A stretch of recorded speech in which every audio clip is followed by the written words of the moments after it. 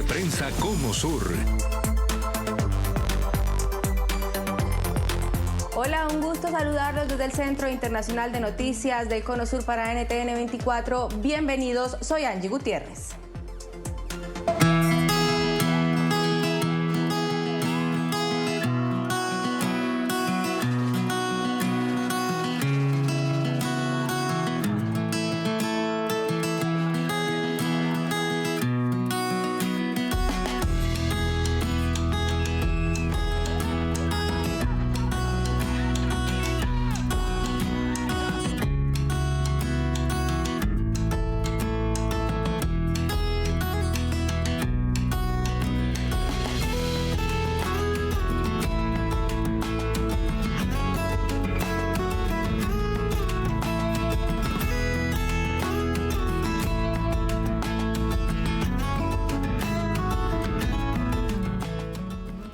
La espera ha terminado. Es la esperanza de las familias de al menos 33 rehenes bajo el control del grupo terrorista Hamás, secuestrados tras el brutal ataque armado contra civiles perpetuado por esta organización criminal el 7 de octubre de 2023 en territorio israelí.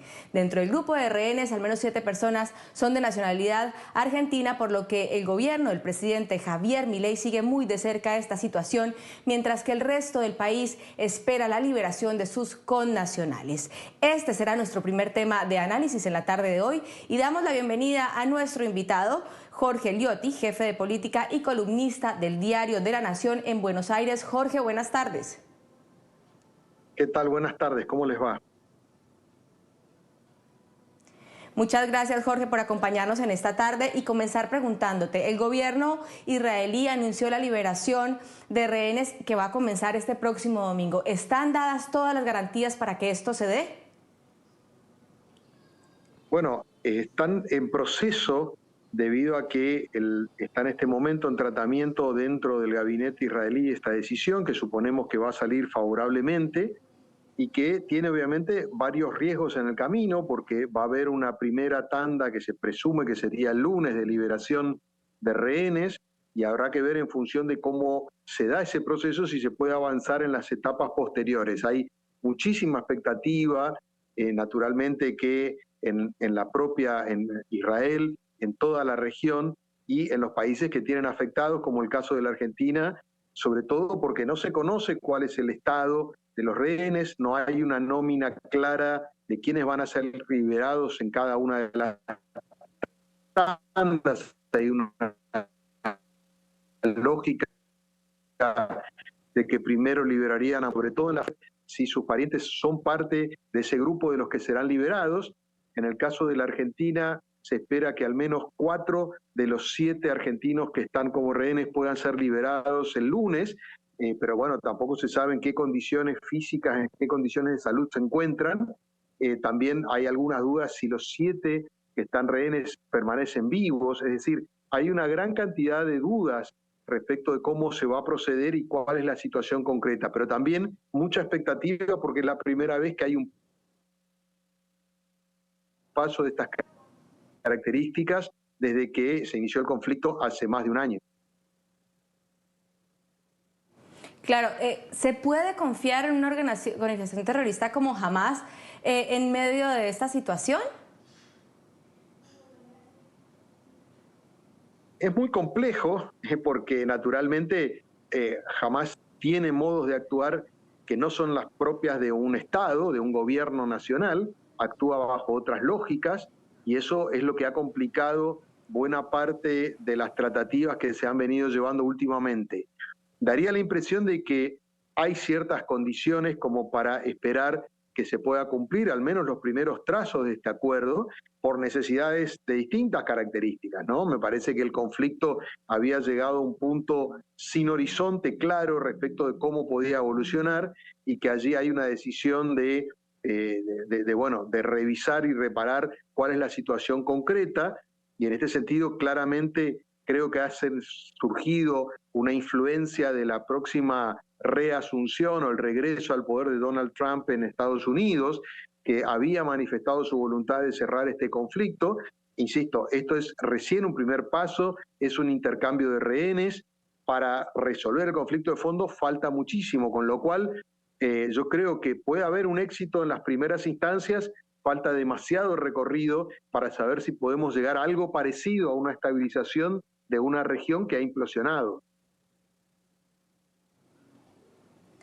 Jorge, quiero sumar a nuestra conversación desde Santiago de Chile a Néstor Aburto, director de contenidos de Radio Bio Bio. Néstor, buenas tardes.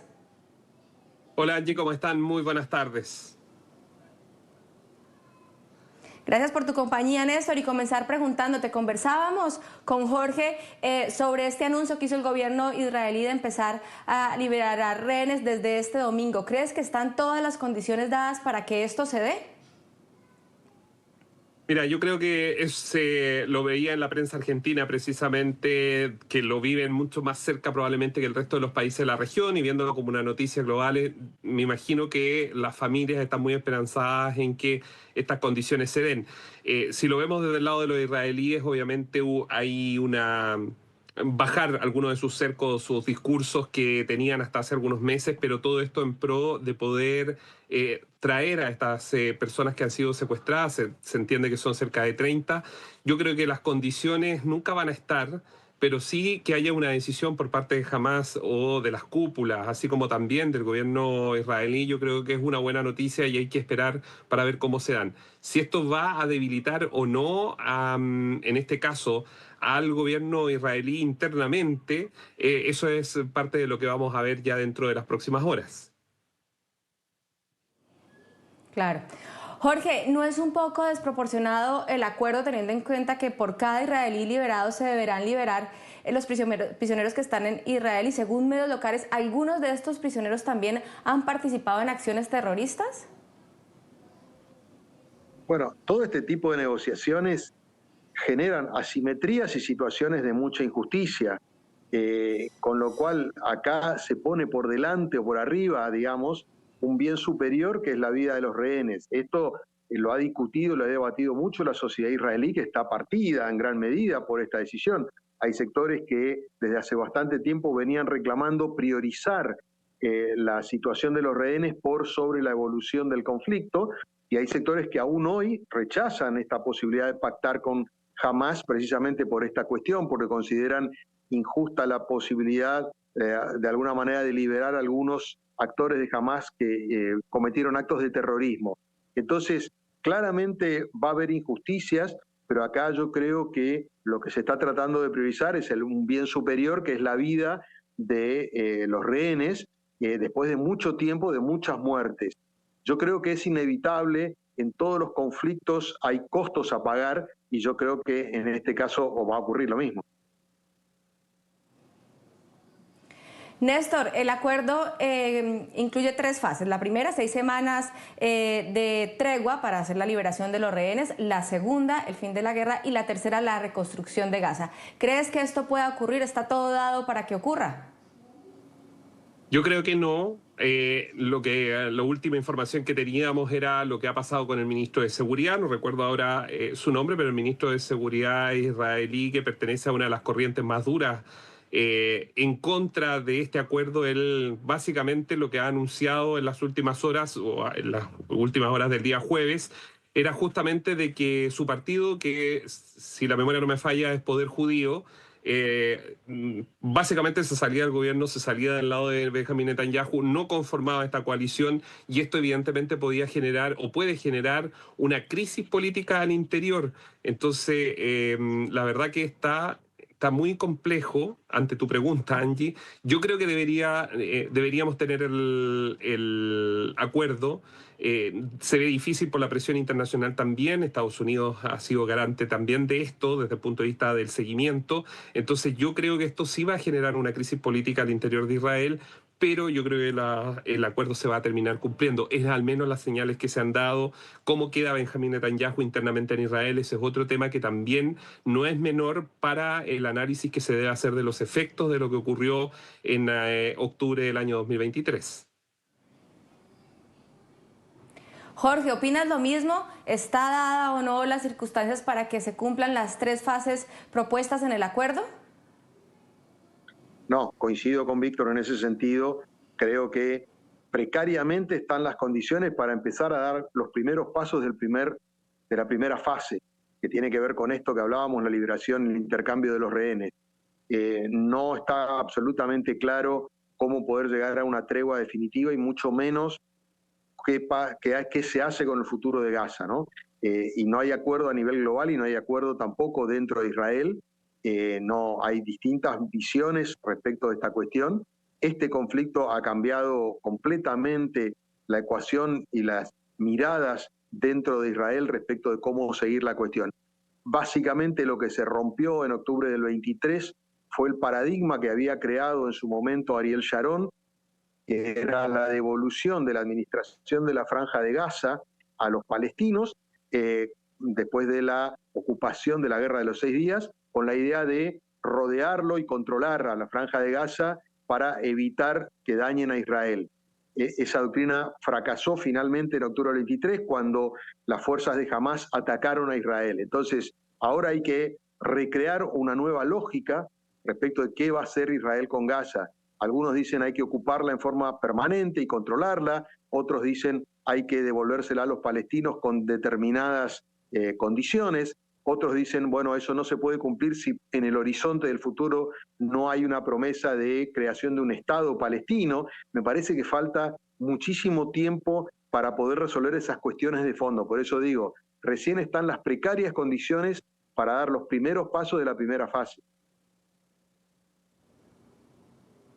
Néstor, ¿qué factores podrían poner en riesgo este acuerdo que avanzaría este domingo con la liberación de los primeros rehenes? Yo creo, y vuelvo al mismo punto que marcaba, cuando uno, a ver, ¿cuál es la diferencia? Debo decir, no soy especialista en Medio Oriente, he estado en la zona, conozco lo que pasa tanto en Israel como también en Palestina, en Jordania, pero lo que sí está absolutamente claro, más allá de la religiosidad de los partidos políticos que tiene Israel, yo creo que ellos tienen una visión mucho más occidental de sus relaciones en materia política. Entonces, todo lo que estamos hablando también significa un daño a la imagen de Benjamín Netanyahu de no poder generar una gran coalición como fue sus primeros años de gobierno, ya hace más de una década. Entonces, la debilidad en que queda Benjamín Netanyahu en medio de un polvorín como es Medio Oriente, la verdad que yo no sé cuál es el escenario. Sería muy aventurado poder hacer un análisis muy profundo respecto a eso, porque la verdad que lo que sucede en Medio Oriente es un auténtico polvorín y sin liderazgos claros dentro de Israel, la situación puede ser muy, muy compleja. Y yo creo que ese punto es difícil poder entenderlo cuando no se conoce la vida más íntima de los judíos de Israel, del Estado de Israel. Y eso yo creo que es el piedra angular para poder decir, mire, va a haber una segunda fase, una tercera fase. Hoy día lo que hay sobre la mesa y que le pone presión a Benjamín Netanyahu internacional, más que, ojo, más que lo que pasa en Israel, es que hay que liberar a esas 30 personas. Ellos habían ido por un acuerdo, buscaban llegar de alguna forma a un acuerdo, ese acuerdo se logra finalmente, se ha ido formalizando, pero eso está en base a la presión que tiene Benjamín Netanyahu, que es la liberación de estas 30 personas. A cambio, evidentemente lo que dicen los partidos que hoy día están en la coalición que gobierna son terroristas y que van a tener que salir de la cárcel para ser intercambiados. Y esto obviamente, todo esto que estamos hablando puede generar una crisis política aún mayor de la que ya está viviendo Benjamín Netanyahu. Entonces, asegurar una fase 2, asegurar una fase 3, cuando las corrientes más ultra que están hoy día, que conformaron este gobierno de coaliciones, se van a terminar yendo. El Partido Judío tiene que entiendo que tiene 6 escaños y ahí uno empieza a contabilizar y la verdad que se podría quedar en una situación de debilidad total Benjamín Netanyahu y quien asuma es la gran duda. Y yo creo que Estados Unidos, porque esto es geopolítica, yo creo que Estados Unidos, el presidente Macron en Francia o la Unión Europea en general deben estar monitoreando prácticamente el hora a hora de lo que pasa internamente en Israel para ver si es que se sigue avanzando con las fases tal como se había comprometido.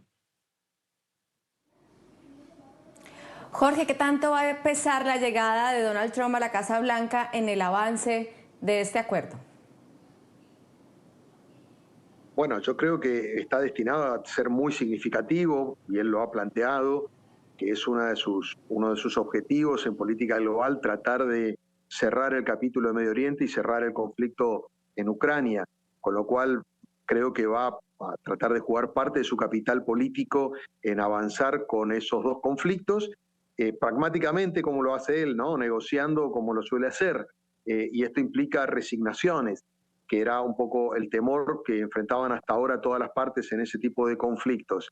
Me da la sensación de que va a encontrar en Medio Oriente, particularmente por las razones que estábamos exponiendo previamente, tanto de la crisis política en Israel como del vacío de poder y de representación que tienen los palestinos, porque pensemos que Hamás quedó totalmente decapitada después de las ofensivas militares en la Franja de Gaza, y lo que era la Autoridad Nacional Palestina, que regentea en parte la administración en Cisjordania, está muy desconsiderada dentro del mundo palestino, con lo cual es una reconstrucción bien difícil. Hay que ver hasta qué punto Trump presiona para que los actores se sienten y puedan elaborar alguna hoja de ruta, pero yo lo veo verdaderamente complejo. Sí creo que le va a poner un ímpetu que probablemente la gestión de Biden ya no sentía, o que ya no estaba en condiciones de imponerla, por supuesto mucho más después del resultado electoral, pero dio la sensación que Biden debió lidiar con un conflicto sin terminar de ordenar a los actores, ¿no? Yo creo que exhibió fragilidad de Estados Unidos en la relación con Israel puntualmente respecto de la represalia por el ataque. Tampoco quedó claro cuál era la solución alternativa que proponía. Yo creo que Trump va a tratar por lo menos de llegar a alguna tregua más o menos estable y ver si desde ese lugar pueden elaborar una hoja de ruta, que yo creo que es siempre lo más complejo, que es la resolución definitiva del conflicto, de qué manera se le puede garantizar un territorio a los palestinos y la seguridad a Israel, ¿no? Parece que eso está de fondo, pero está muy lejos de una resolución. Es más, esta guerra lo ha agravado profundamente. Néstor, ¿podría ser este acuerdo una luz, una señal, por ejemplo, para el conflicto de la invasión de Rusia a Ucrania? Bueno, es que yo creo que geopolíticamente son cosas distintas, ¿ah? Si bien parecieran iguales, puedo estar equivocado, lo que uno puede ver con lo que estudia, con el seguimiento a diario de la información, son contextos diferentes y yo creo que lo de Israel particularmente es un contexto absolutamente distinto a lo que está jugando Rusia en el concierto internacional. Yo no sé si ese acuerdo puede hacer un camino, pero sí quiero detenerme en algo que lo decía Jorge. Si uno analiza, y esta es mi percepción, si uno analiza los 4 años de Donald Trump, que no sé si van a ser los mismos 4 años de este Donald Trump que llega ahora el 20 de enero, quiero decir, el Donald Trump de hace los 4 años que gobernó, luego viene Biden, ahora vuelve, yo no sé si va a ser la misma figura. ¿Por qué?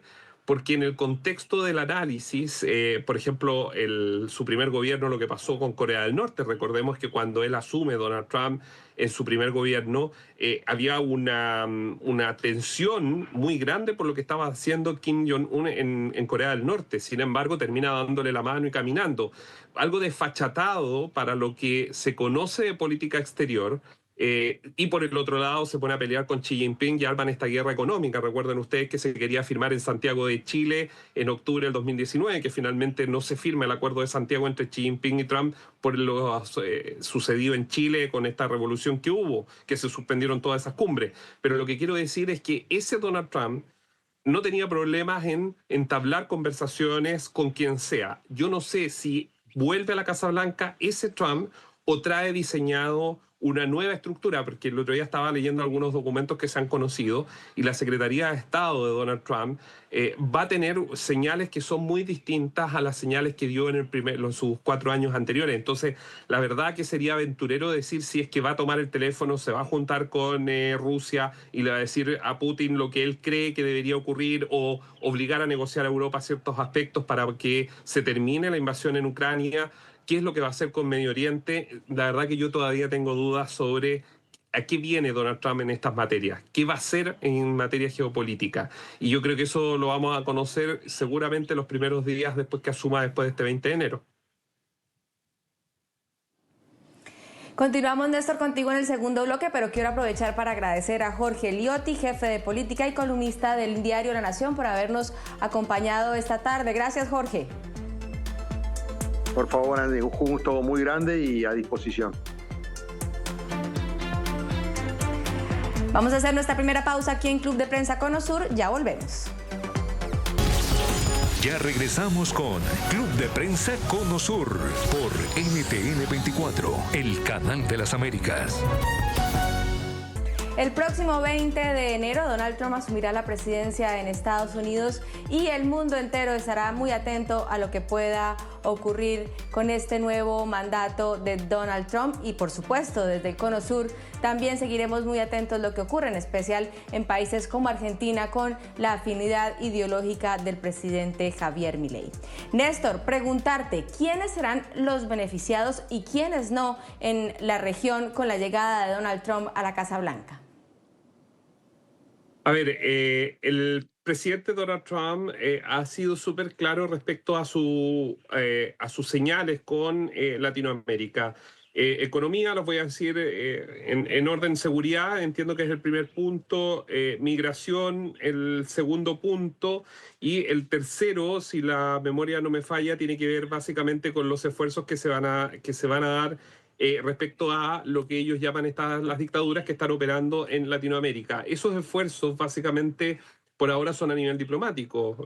Para quienes nos están viendo, probablemente muchos venezolanos que están en varias partes de Latinoamérica, todos los países latinoamericanos han recibido, algunos con más impacto, otros con menos impacto, como es el caso de Chile, que han recibido venezolanos y que están muy expectantes a lo que va a pasar con la Secretaría de Estado de Estados Unidos a partir del día 21 de enero.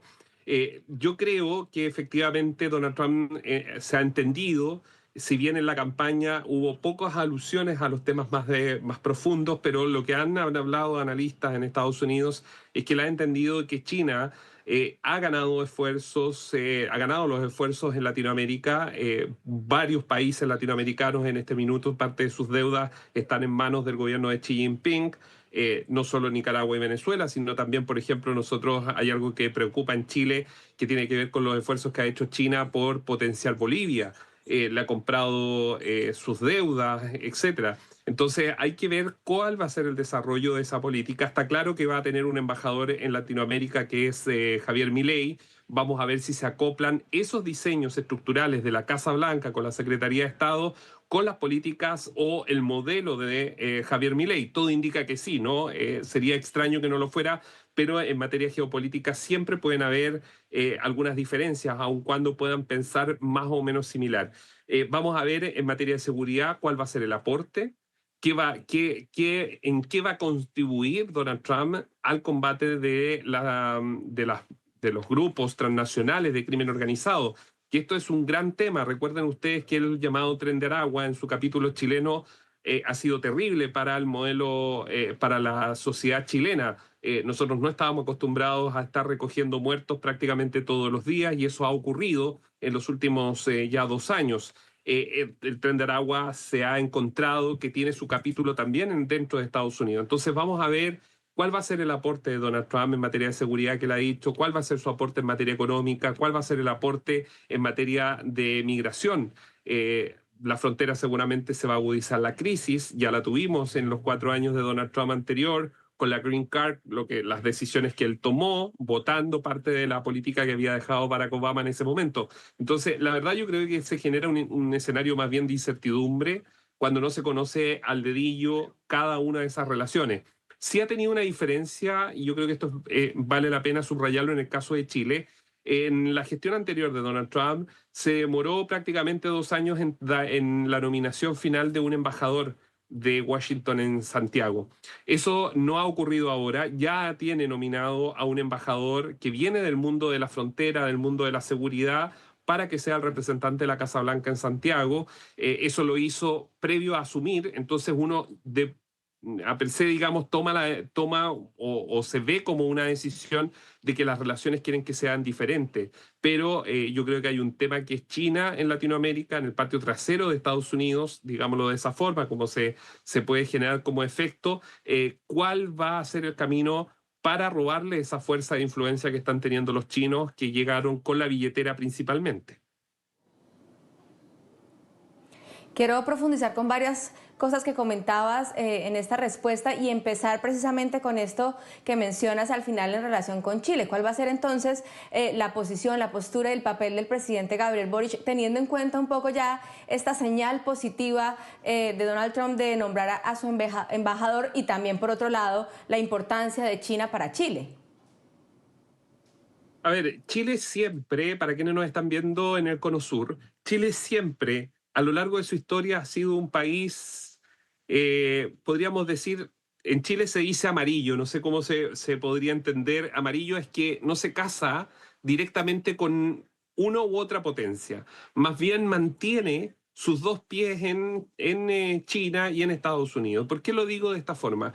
Porque recuerden ustedes que China, siendo que en Chile había una dictadura que duró 17 años, que fue la dictadura de Augusto Pinochet, una dictadura cívico-militar en que una cúpula militar encabezada por el general Pinochet trabajaba con civiles de derecha dentro del gobierno. China siguió haciendo negocios con Chile. El cobre es necesario para los chinos. Entonces hay que ver cuál va a ser el rol del presidente Gabriel Boric. Yo creo que Chile en general, políticamente, más allá que piensen distintos quienes están al mando, termina siempre en una parte escuchando a las proposiciones que hace Washington. Yo creo que no debería cambiar tanto el escenario pensando en que el presidente Gabriel Boric es un presidente que está con 30% de apoyo, pero que no crece, es decir, que políticamente no está fuerte dentro del país. Y segundo, es un gobierno, el del presidente Boric, que solo le quedan exactamente 12 meses de gestión, más 2 meses en que va a tener a un presidente o presidenta electa. Entonces, la verdad que mucha incidencia de Gabriel Boric en una, por ejemplo, posible mala relación con Donald Trump, porque son antagónicos en el debate o en las decisiones o en la visión de estados que ellos quieren, yo creo que no deberíamos tener, más allá que amigos no van a ser. Yo veo muy difícil que el presidente Boric pueda tener o visitar la Casa Blanca con Donald Trump en sus 12 meses de gestión. Siempre puede ocurrir en materia política un cambio de diseño, pero la verdad que Chile yo creo que tiene que moverse cuidadosamente, porque la relación de Javier Milei con Washington debería, y lo pongo siempre en condicional, debería ser bastante más cercana del Donald Trump de hace 4 años cuando él gobernó, donde estaba el kirchnerismo a cargo de Argentina y obviamente ahí era absolutamente antagónicos en todas las relaciones que habían. Entonces, ante tu pregunta, el rol de Gabriel Boric yo creo que va a ser un rol más bien pasivo frente a lo que pueda ocurrir, más allá de que probablemente veamos algunas polémicas. De hecho, esta semana, ustedes lo deben saber, el presidente Gabriel Boric ya le envió un mensaje a Elon Musk diciendo o cuestionando que se ha atentado contra la democracia, y esto en clara alusión a la red social X y el uso que se hace de esa red social para la desinformación, la fake news, el ataque a políticos, etc. Entonces, vamos a ver cuál va a ser la templanza del presidente Gabriel Boric y cuáles son los caminos o destinos que ve el presidente Donald Trump en Chile hacia el futuro. A todo esto yo le agregaría un condimento más, que también tiene que ver con los esfuerzos de comunicación. El próximo año se debe escoger al nuevo secretario general de Naciones Unidas. Actualmente él está en turno Europa con Antonio Guterres, el portugués. Hay que ver quién va a ser o qué nombre va de América, del continente americano, a ser puesto sobre la mesa. En algún minuto se habló de la expresidenta Michelle Bachelet. Yo veo muy difícil que la Casa Blanca de Donald Trump apoye un nombre como ese. Yo creo que ahí se podría eventualmente generar algún tipo de tensión. No sé si Donald Trump va a finalmente apoyar a un mexicano para que llegue a la ONU. Te fijas, son condimentos que van a estar sobre la mesa en debates que tienen que ver propio de las Américas dentro de los próximos 12 meses. Es Néstor Aburto, director de contenidos de Radio Bio Bio en Santiago de Chile. Néstor, muchas gracias por acompañarnos en esta tarde. No, a ustedes como siempre por la invitación. Que estén bien. Vamos a hacer una nueva pausa aquí en Club de Prensa Cono Sur. Ya volvemos. Ya regresamos con Club de Prensa Cono Sur por NTN 24, el canal de las Américas. Y en Chile se lleva a cabo la versión 2025 de Congreso Futuro, el encuentro más importante de reflexión y divulgación de ciencia, tecnología e innovación. Durante una semana, las voces más importantes de estas áreas se reúnen para responder a la pregunta ¿qué humanidad queremos ser? Y por eso le vamos a dar la bienvenida en este momento a Club de Prensa Conosur a Luz María Díaz de Valdés, directora de Asuntos Públicos de la Fundación Encuentros del Futuro, organizadora de Congreso Futuro. Buenas tardes, Luz María. Buenas tardes, Angie, y buenas tardes a todos los auditores ahí de NTN 24. Un gusto saludarlos. Bueno, muchas gracias por tu tiempo y comenzar preguntándote cuáles han sido los principales temas que se han tratado durante esta semana en Congreso Futuro 2025. Mira, este año, el 2025, Congreso Futuro tuvo una pregunta y un tema central que era ¿qué humanidad queremos ser? Y entendiendo que Congreso Futuro tiene un sello, un distintivo en términos de conocimiento, divulgación de conocimiento, de ciencia, también hay otro sello que le queremos dar, que es la difusión de las humanidades.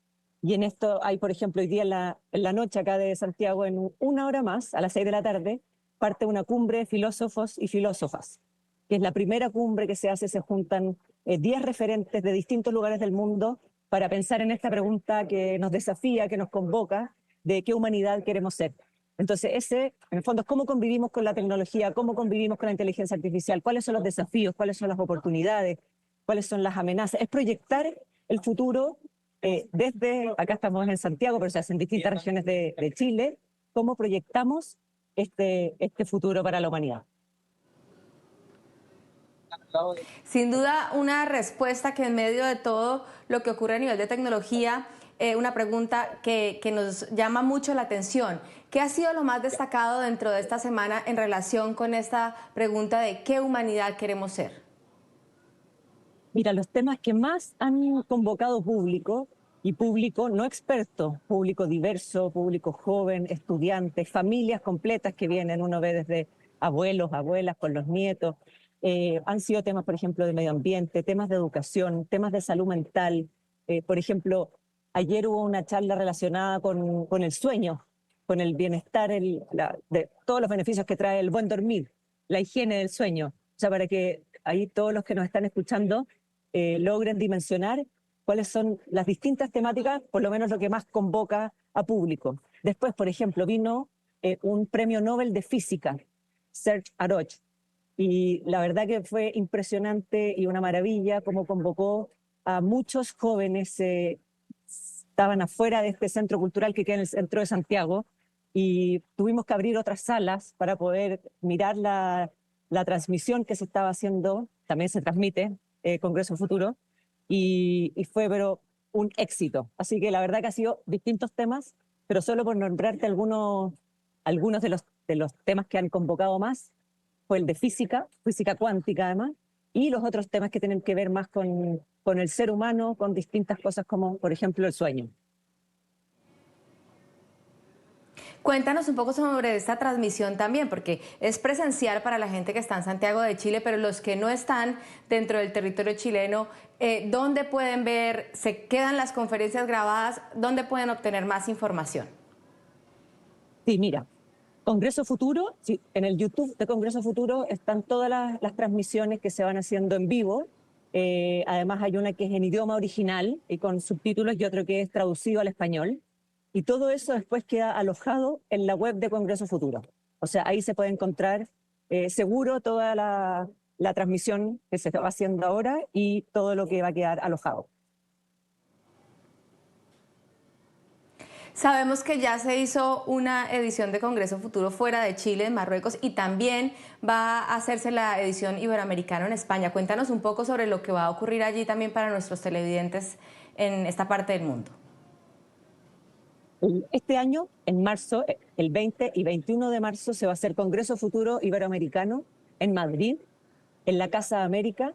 Es la primera versión que se hace de Congreso Futuro a escala más de un país. Hemos hecho efectivamente Congreso Futuro Marruecos, hubo también un ejercicio en Bolivia, que se llama Diálogos de Futuro de Bolivia, pero lo que va a pasar en marzo en Madrid va a ser de gran importancia para toda la región, para toda Iberoamérica. Estamos trabajando en conjunto con la Secretaría General Iberoamericana, la CEGIB, que tiene su centro de operaciones en Madrid.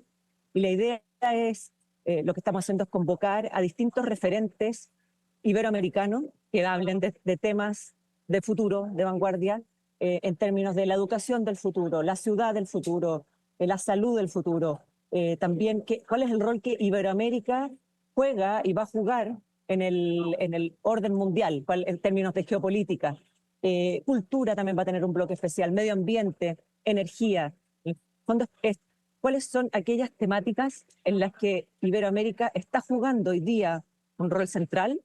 ¿De qué manera podemos también pensar y colaborar en conjunto todos los países de Iberoamérica, los que están convocados, y poner en la agenda pública ciertos referentes que son de la región y que están marcando pauta en sus temáticas? O sea, aquí hay muchos temas que, por ejemplo, en inteligencia artificial, que es más países como Estados Unidos, como ciertos países orientales, los que están en la delantera, pero también hay referentes iberoamericanos que en estas áreas que yo te nombro están liderando y que los queremos poner y visibilizar también, aparte que ellos ya son visibilizados, pero ponerles aún más atención y ponerlos más en el foco central. Luz María, ¿cuál ha sido la importancia de tener Congreso Futuro? ¿Cuál ha sido el alcance también, no solo para Chile, sino también para estas instancias donde también se está llegando con este importante evento? Perdón, como estoy en la mitad de Congreso Futuro acá, estoy sentada busqué un espacio, no pude escuchar bien tu pregunta, Angie, ¿me la podrías repetir? Sí, que nos cuentes un poco sobre la importancia, sobre la trascendencia que tiene Congreso Futuro en Chile y el resto del mundo. Mira, en Chile este evento, que ya la verdad que es más bien una plataforma de encuentro, como llamamos nosotros, el año 2025 es la versión número 14. Esto partió un ejercicio del Senado de la República de cómo pensar el país hacia el futuro, en ciertas temáticas que venían y que se entendía que iban a ser, no que iban a mover la aguja, como decimos. Hoy día, Congreso Futuro a nivel latinoamericano es el tercero de la región, a nivel mundial es el quinto.